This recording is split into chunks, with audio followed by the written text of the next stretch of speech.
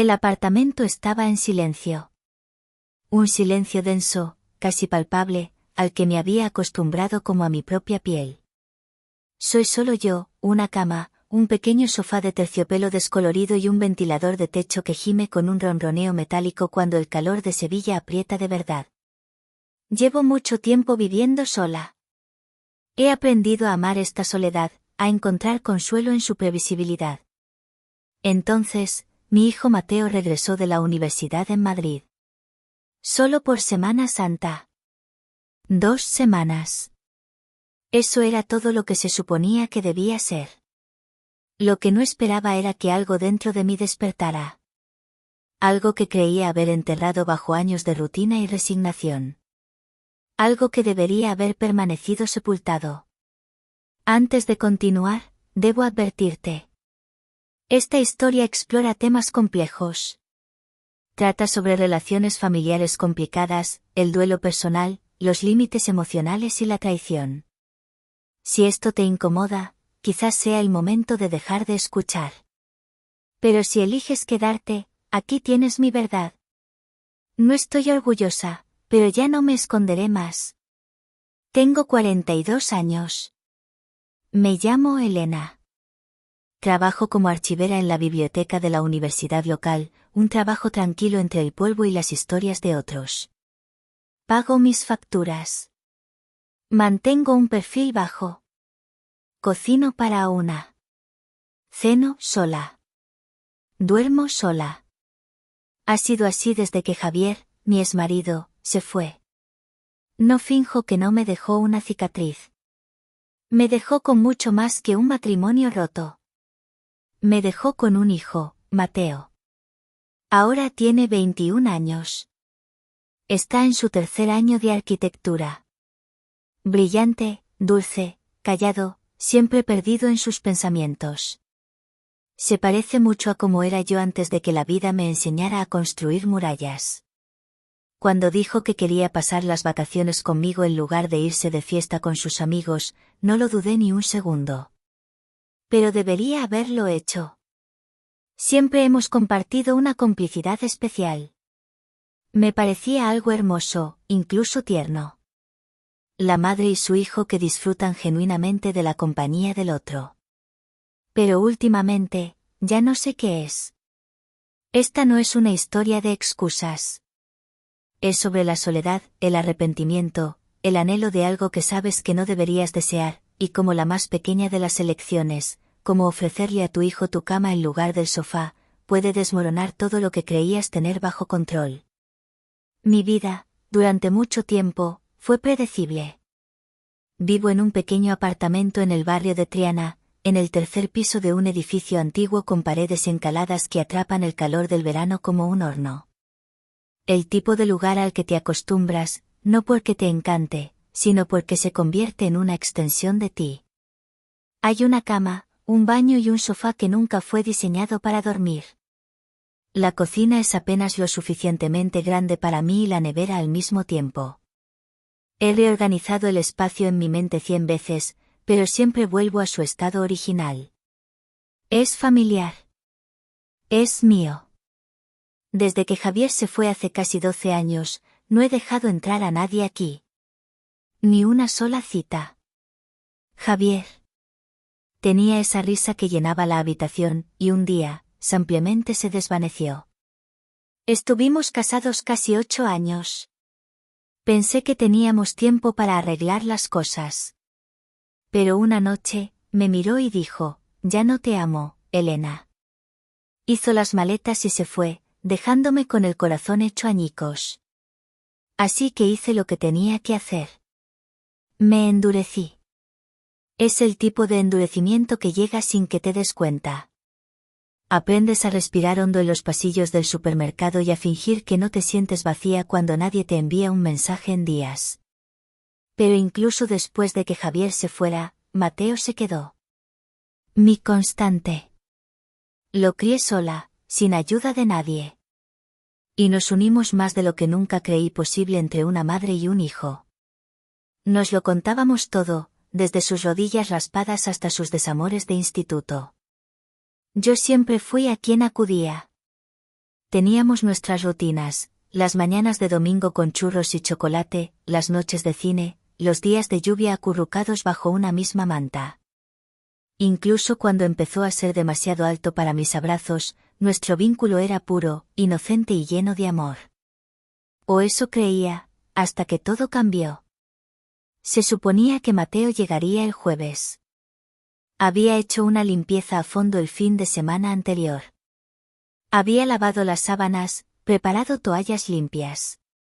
Había hecho sitio en la nevera para sus caprichos, la leche de avena, los yogures azucarados que le encantan aunque finja comer sano. Pero llegó 2 días antes. Dijo que había cogido un autobús más temprano porque su último profesor había cancelado la clase. Abrí la puerta y allí estaba él. Más alto de lo que recordaba. Más ancho de hombros. Su voz, más profunda. La sombra de la barba en su rostro, más definida.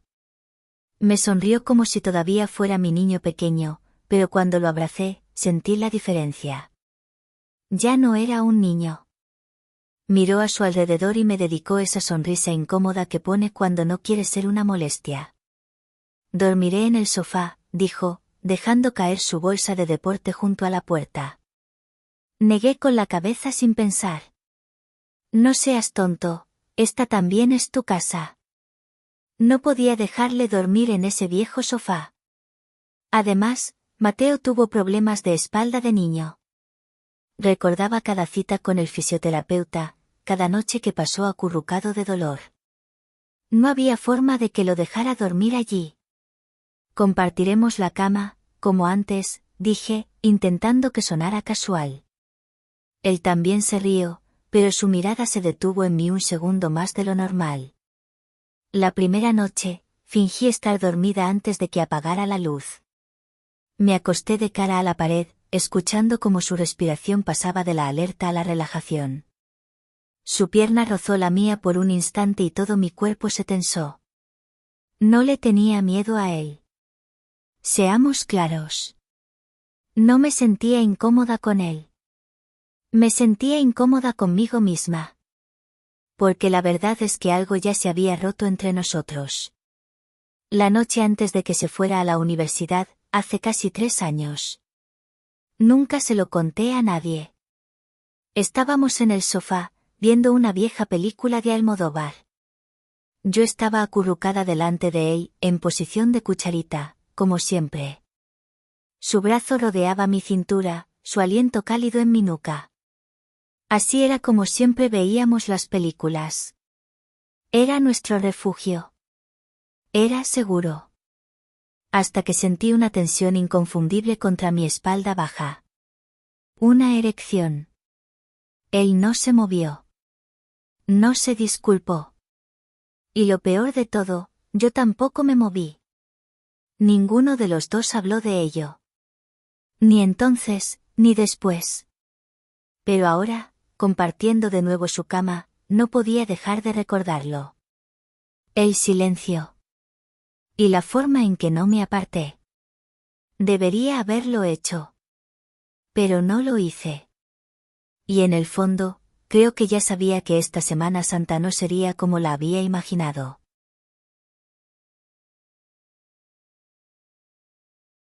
Es extraño las cosas que la mente se niega a soltar, sin importar cuánto tiempo pase.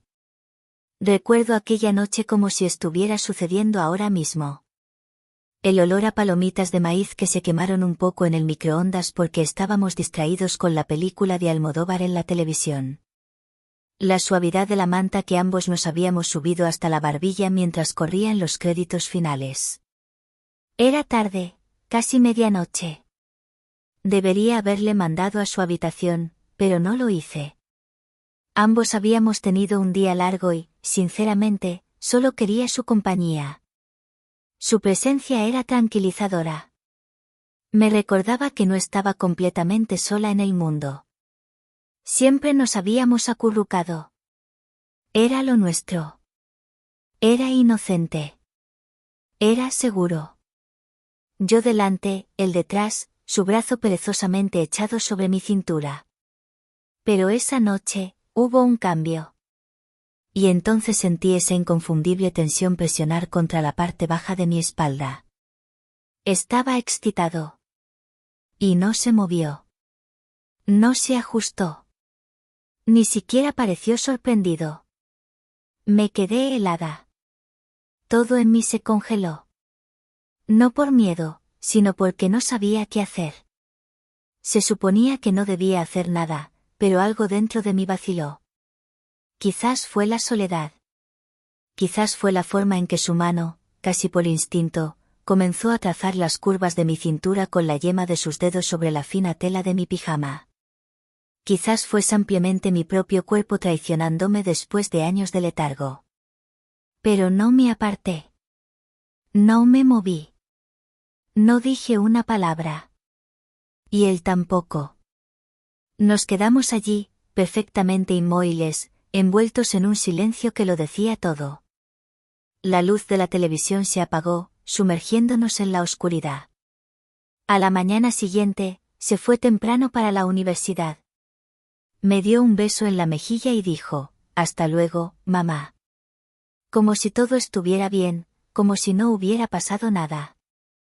Y yo le dejé ir.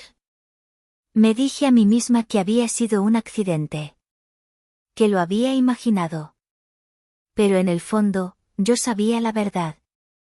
Y aún así, no dije nada. Y ahora, aquí estábamos. En el mismo lugar emocional, pero esta vez era mi cama. Nuestra cama. De una manera que no podía explicar, Mateo había cambiado. No era solo su físico. Era la seguridad en su voz, la franqueza en su mirada cuando hablábamos. Olía diferente, recuerdo haber pensado. Menos al niño que crié y más al hombre en el que se estaba convirtiendo. Un aroma limpio, a jabón y a su propia piel, con un toque sutil de la loción de afeitar que había empezado a usar. Una tarde, lo observé mientras se cepillaba los dientes frente al espejo del baño. Vi la sombra de la barba de 2 días en su mandíbula.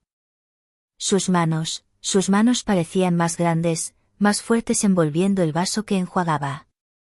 Me sorprendí a mí misma mirándolas fijamente durante demasiado tiempo. Lo odié. Ahora caminaba de otra manera, con una cadencia controlada, como si entendiera el espacio que ocupaba en el mundo.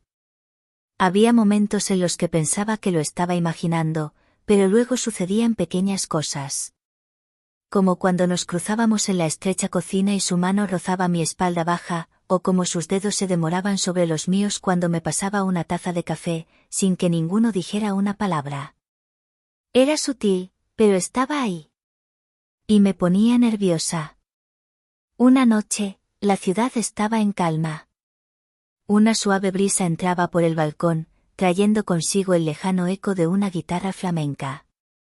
Estábamos acostados en la cama, mirando el techo, la habitación bañada por la luz anaranjada de una farola de la calle.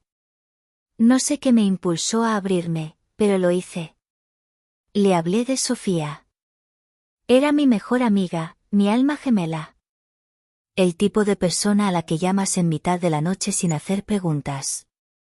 Estuvo conmigo durante todo el embarazo. Me sostuvo la mano durante el parto. Fue ella quien me animó a intentar arreglar las cosas con Javier. Él trabajaba hasta tarde, me decía. Solo que no estaba trabajando hasta tarde. Estaba con ella. Lo descubrí por un mensaje de voz que él debería haber borrado, pero no lo hizo. Lo escuché 2 veces. Su voz, baja y ronca, diciéndole cuánto la había echado de menos la noche anterior. Recuerdo estar sentada en los azulejos fríos del baño, el teléfono todavía en mi mano, el aire demasiado pesado para respirar. Le conté a Mateo todo esa noche. No solo los hechos, sino la vergüenza, el dolor, la forma en que durante meses dejé de mirarme al espejo porque me culpaba a mí misma, aunque sabía que no era mi culpa. Se giró para mirarme, y antes de que pudiera apartar la vista, sus ojos se encontraron con los míos. No te lo merecías, mamá, dijo en voz baja. Mereces a alguien que te vea de verdad. Que te elija cada día. Debería haberme reído, haber cambiado de tema, pero no lo hice. Me quedé allí, absorbiendo esas palabras como un bálsamo.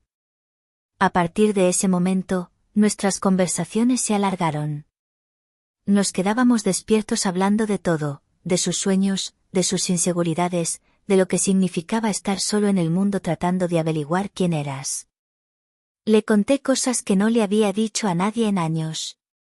Y él escuchaba. Realmente escuchaba. Empecé a necesitar esas noches. No solo física, sino emocionalmente. Pero había algo peligroso creciendo en esa cercanía. Algo que ninguno de los dos se atrevía a decir en voz alta. Todavía no. Esa noche, la lluvia no caía suavemente. Caía con rabia, como si el cielo por fin se hubiera hartado de contenerlo todo. El viento azotaba las persianas y los truenos retumbaban contra las paredes de Triana. Por primera vez en mucho tiempo, me alegré de que hubiera alguien más en el apartamento. Siempre he odiado las tormentas. El ruido, lo impredecible, la forma en que todo se vuelve un poco más frágil cuando las luces empiezan a parpadear. La luz se fue poco después de las 10. Estaba en la cocina, y el zumbido del viejo frigorífico murió de repente, dejando un silencio denso y antinatural. Un segundo después, oí la voz de Mateo desde la habitación. Tranquila, pero alerta. ¿Estás bien, mamá? Le dije que sí, pero las palabras se me atascaron en la garganta. Encendimos unas cuantas velas. 3 pequeñas en la cómoda, una más grande y a medio consumir en la mesita de noche. La habitación quedó bañada en un resplandor ambarino. Las sombras danzaban en el techo, como si intentaran susurrarme algo que no quería oír. Ya me había puesto la ropa de dormir, un camisón de algodón blanco y fino, sin nada debajo. Nada especial, pero en la penumbra húmeda y cálida, se sentía casi transparente, pegándose a mi piel. Mateo se había duchado rápidamente y ahora llevaba solo unos calzoncillos tipo boxer.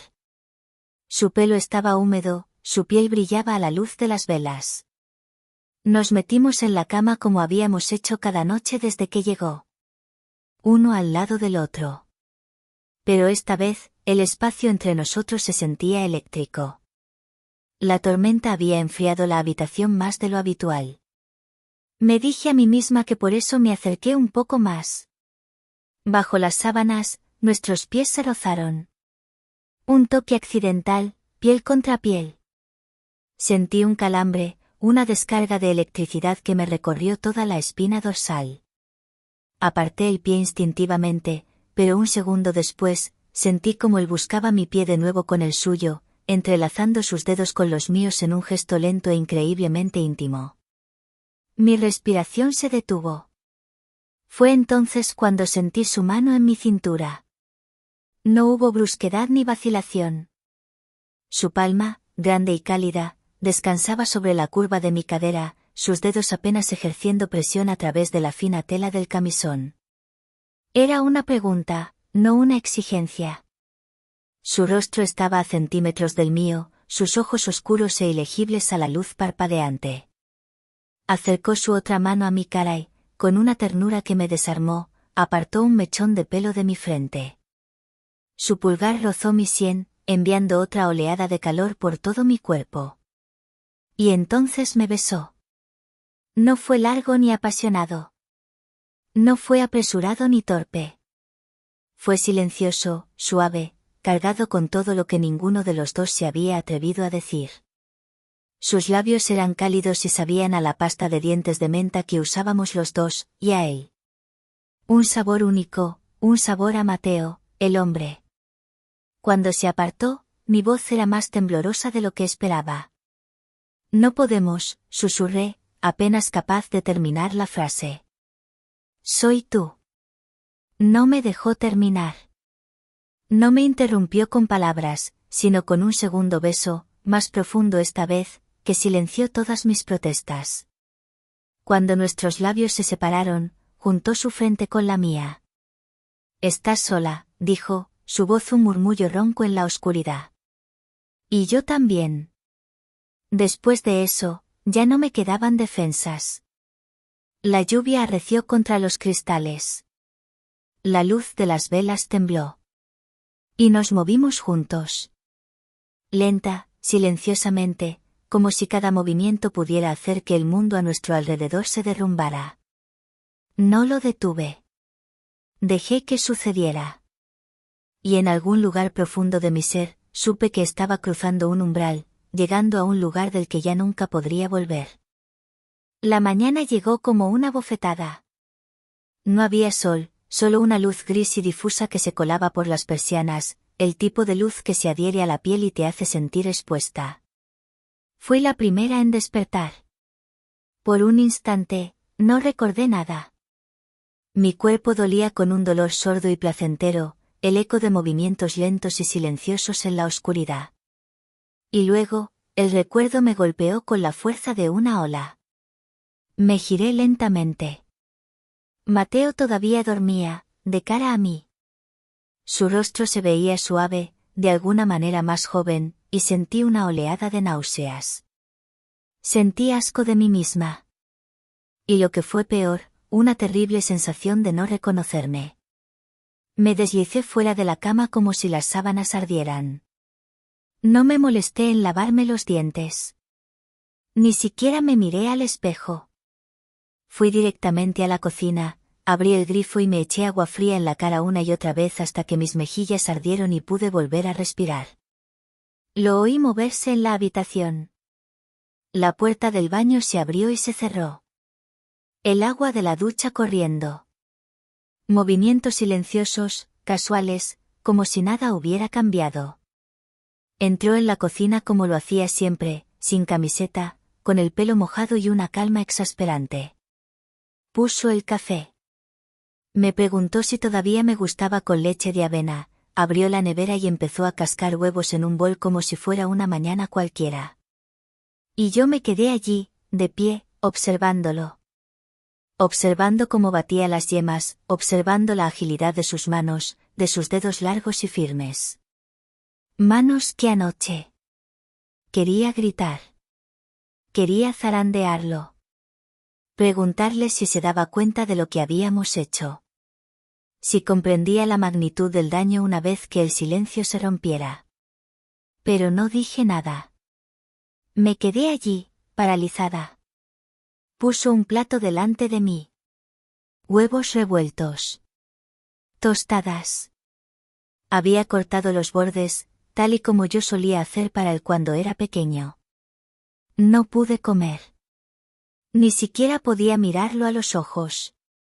¿Íbamos a fingir que no había pasado nada? ¿Simplemente reescribiríamos la noche como si hubiera sido un sueño?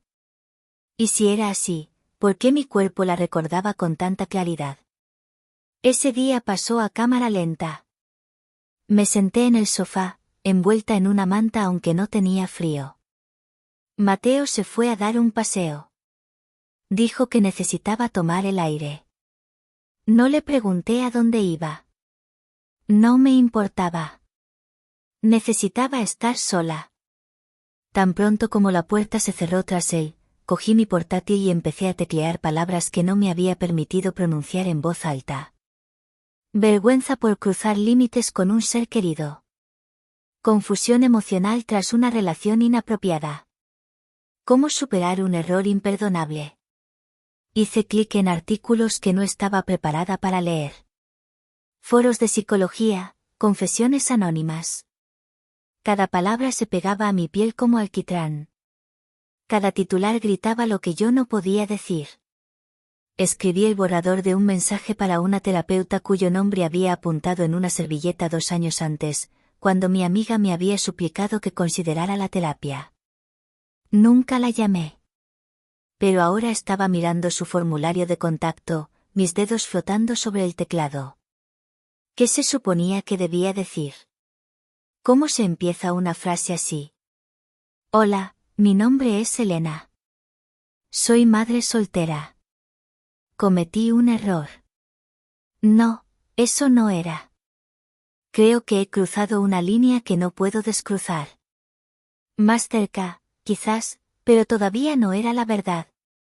La verdad era que ya no sabía quién era. Y la idea de enfrentarme a alguien, incluso a alguien a quien le pagan por escuchar, me daba ganas de esconderme. Cerré el ordenador y me acurruqué en un rincón del sofá. No lloré. No grité. Simplemente me quedé sentada en el silencio. El mismo silencio que lo había causado todo. El silencio se rompió no con un grito, sino con el suave clic de la cerradura. Mateo había vuelto. Entró en el pequeño salón y se detuvo, su mirada encontrando la mía. El aire entre nosotros era denso, pesado con todo lo no dicho. Mientras él estuvo fuera, yo había tomado una decisión. No más escondites. No más fingir. Había una guerra dentro de mí, y la única forma de sobrevivirla era enfrentarla. Me levanté del sofá. Me había duchado y cambiado de ropa. Llevaba puesto un vestido negro de lino, sencillo pero con una caída que insinuaba las curvas de mi cuerpo sin revelarlas. Tenía tirantes finos que dejaban mis hombros al descubierto y un escote en V que se detenía justo donde comenzaba el misterio. El dobladillo terminaba justo por encima de mis rodillas, mostrando mis piernas, que había adornado con unas alpargatas de cuña con cintas que se anudaban sensualmente alrededor de mis tobillos. Era un calzado humilde, pero la forma en que las cintas aprisionaban mi piel siempre me había parecido secretamente provocativa. Me había recogido el pelo en un moño desordenado, dejando mi nuca expuesta, vulnerable. En mi muñeca, una fina pulsera de plata que Mateo me regaló por mi 40º cumpleaños brillaba débilmente. Era mi armadura y mi condena, todo en uno.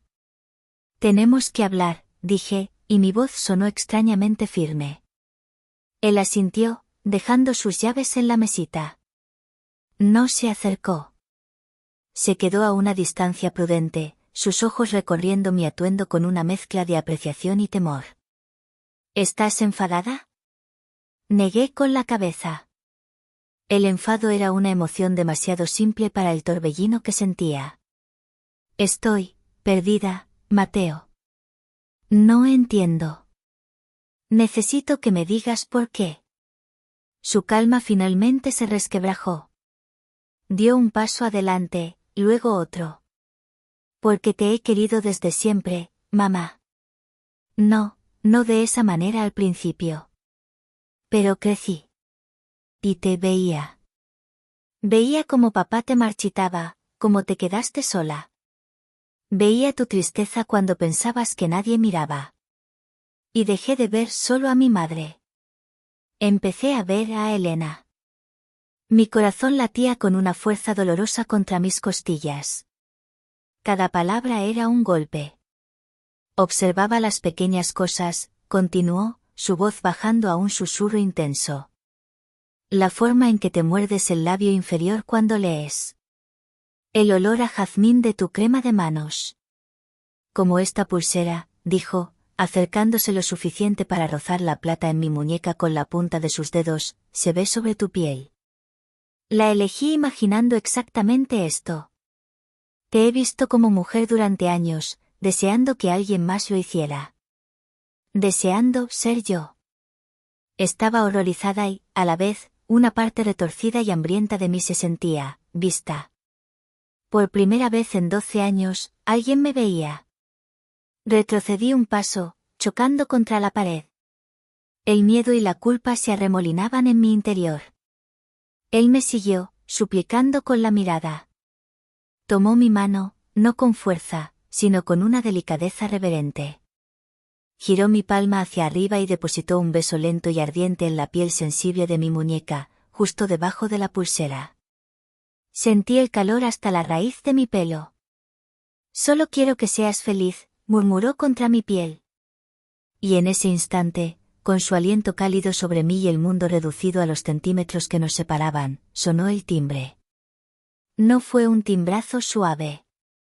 Fue agudo, insistente, 3 golpes rápidos que atravesaron la burbuja febril que nos envolvía. Ambos nos congelamos. Mateo se apartó de mí como si se hubiera quemado, el pánico desfigurando sus facciones. El timbre volvió a sonar, más largo esta vez, impaciente. Con el corazón martilleándome en la garganta, me obligué a moverme. Caminé como en un sueño hacia la puerta. ¿Quién podría ser a esta hora? ¿Un vecino? ¿Publicidad? Miré por la mirilla. El pasillo estaba vacío, excepto por una figura. Una mujer. Su pelo rubio, su perfil afilado que conocía tan bien como el mío. El aire abandonó mis pulmones en una exhalación sorda. Tropecé hacia atrás, lejos de la puerta, con los ojos desorbitados por el terror y la incredulidad. Mateo me miró, confundido por mi reacción. «¿Mamá? ¿Quién es?» Solo pude susurrar un nombre. Un nombre que no había pronunciado en más de una década. Un nombre que representaba la herida más profunda de mi vida. Sofía.